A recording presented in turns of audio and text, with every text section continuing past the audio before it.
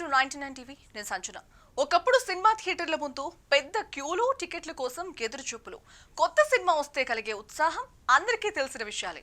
కానీ కాలం మారడంతో ఇంటర్నెట్ వేగం పెరిగింది, స్మార్ట్ ఫోన్లు అందుబాటులోకి వచ్చాయి. ఇక అదే సమయంలో పైరసీ సైట్లు కూడా మరో రూపంలో మన ముందుకొచ్చాయి. పైరసీ శకం గురించి మాట్లాడాల్సి వస్తే ఐ బొమ్మకు ముందు, ఐ బొమ్మకు తర్వాత అని చెప్పాలి.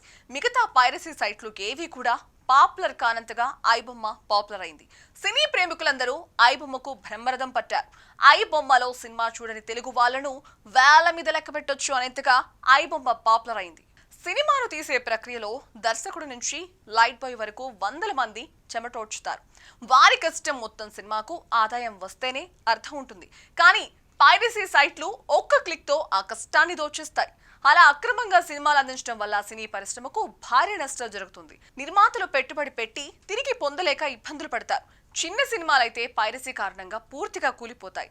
పైరసీ సైట్లు వాడడం సినిమాకే కాదు, వినియోగదారులకు ప్రమాదం అనే విషయం చాలా మందికి తెలియదు. ఇలాంటి సైట్లలో యాడ్స్ పేరుతో వైరస్లు, మాల్వేర్లు కూడా రావచ్చు. వ్యక్తిగత డేటా దొంగిలించబడే ప్రమాదం కూడా ఉంది.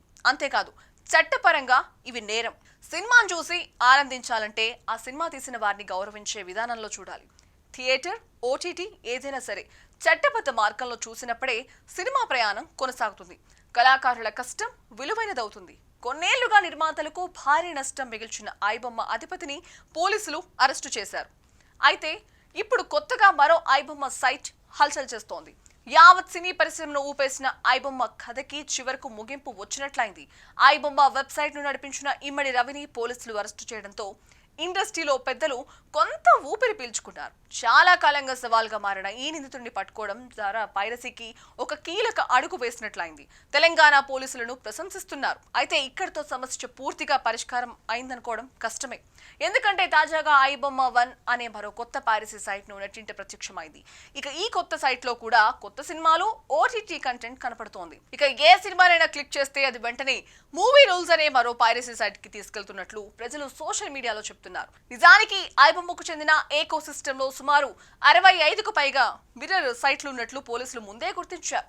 వాటిలో భాగంగానే ఈ కొత్త సైట్ ను పాపులారిటీ కోసం బయటకు తెచ్చి ఉండొచ్చని భావిస్తున్నారు. ఇలా వరుసగా పైరసీ సైట్లు వెలుగులోకి వస్తూ ఉండడంతో ఆన్లైన్ లో ఉన్న అన్ని పైరసీ ప్లాట్ఫామ్లను పూర్తిగా అడ్డుకోవాలనే డిమాండ్లు కూడా పెరుగుతున్నాయి.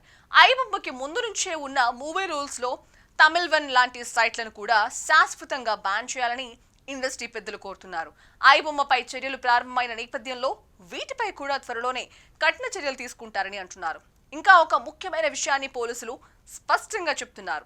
ఇలాంటి పైరసీ సైట్లు ఓపెన్ చేస్తే మన వ్యక్తిగత డేటా పూర్తిగా హ్యాకర్ల చేతుల్లో పడే ప్రమాదం ఉందని హెచ్చరిస్తున్నారు. ఏది కూడా ఉచితంగా రాదని, ఫ్రీగా సినిమాలు చూడాలని వెళ్ళి ఇలాంటి లింకులను క్లిక్ చేస్తే పెద్ద కష్టాలను మనమే తెచ్చుకుంటామని సూచిస్తున్నారు.